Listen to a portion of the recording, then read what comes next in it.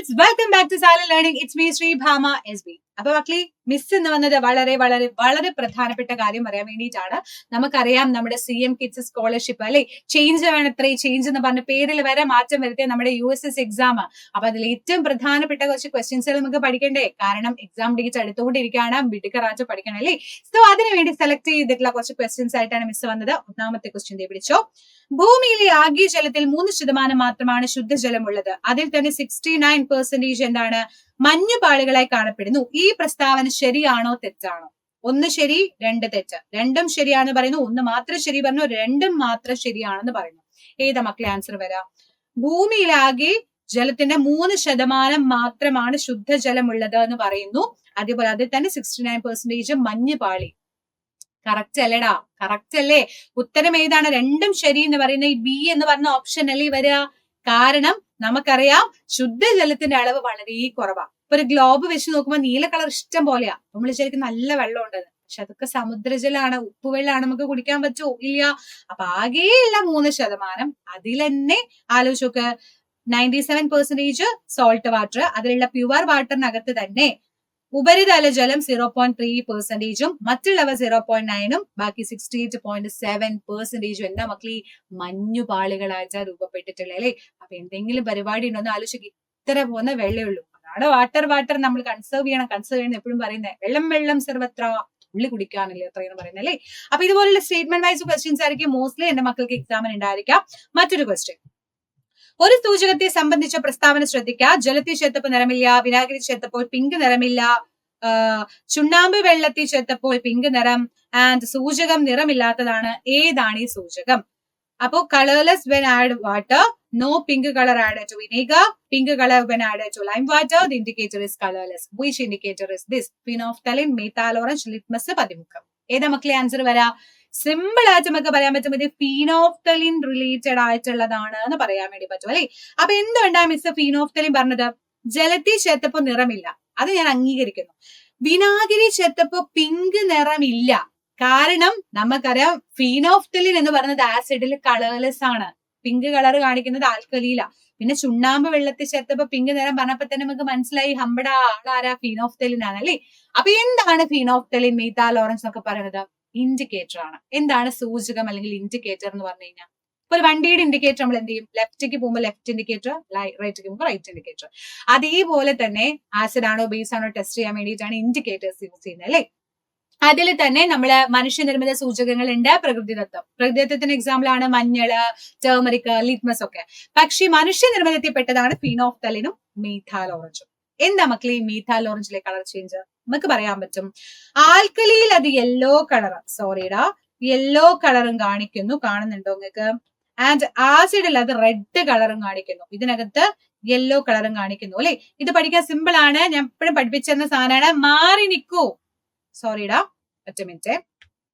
Yes, നമ്മൾ പറയാണ് മാറി നിൽക്കൂ എന്ന് പറയാണ്. അപ്പൊ മാറ് എന്ന് പറയുമ്പോൾ മീത്താൽ ഓറഞ്ച് ആസിഡിൽ റെഡ് കളർ, അല്ലെങ്കിൽ ആസിഡ് എന്ന് പറഞ്ഞാൽ തന്നെ സീനുള്ള ആളല്ലേ. അപ്പൊ മീത്താൽ ഓറഞ്ചിലോട്ട് ആസിഡ് ഒഴിച്ചപ്പോ ആസിഡ് അങ്ങോട്ട് ചോന്ന് തുടുത്ത് കുട്ടപ്പനയച്ചിരിക്കുക.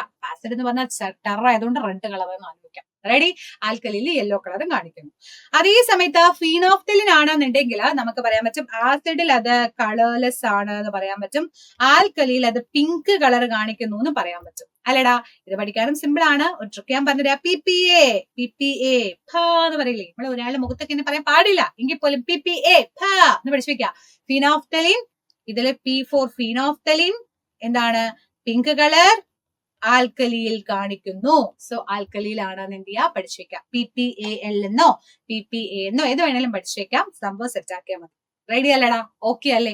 അങ്ങനെയാണെന്നുണ്ടെങ്കിൽ ഇതുപോലെ ആയിരിക്കും ക്വസ്റ്റ്യൻസ് ചോദിക്കുക. ഓരോന്ന് തന്നിട്ട് മീഥാൽ ഓറഞ്ച് ഫിനോഫ്തലിൻ ഒഴിക്കാൻ ചോദിക്കും. ഇപ്പൊ വിനീഗർ ആയിക്കൊള്ളട്ടെ, അല്ലെങ്കിൽ എന്താ പറയാൻ പറ്റുക, വിനാഗിരിയുടെ കേസിൽ, അതുപോലെ ലെമൺ ജ്യൂസിന്റെ കേസിലൊക്കെ ഇവരൊക്കെ ആസിഡ് അടങ്ങിയിട്ടുള്ള സാധനം ആയതുകൊണ്ട് ഫിനോഫ്തലിൻ കളർലെസ്, നിറമില്ല. മീഥാൽ ഓറഞ്ച് റെഡ് കളർ, കാരണം ആസിഡ് ദേഷ്യമാണ്, മീഥാൽ ഓറഞ്ചിന് ദേഷ്യമാണ്, റെഡ് കളർ.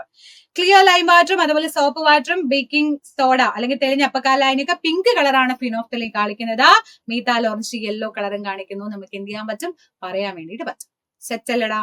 ഓക്കെ അല്ലേ? അങ്ങനെയാണെങ്കിൽ ഈ ക്വസ്റ്റ്യൻ നിങ്ങൾ എന്നെ ആൻസർ ചെയ്യുക. ഫീനോഫ്തലിൻ വിനാഗിരിയിൽ എന്ത് നിറം കാണിക്കുന്നു? പിങ്ക് നിറമില്ല, മഞ്ഞ, ചുവപ്പ് പറഞ്ഞ നമുക്ക് പറയാൻ പറ്റും. ഫീനോഫ്തലീൻ വിനാഗിരിയിൽ എന്ത് കളറാ മക്കളെ കാണിക്കുക?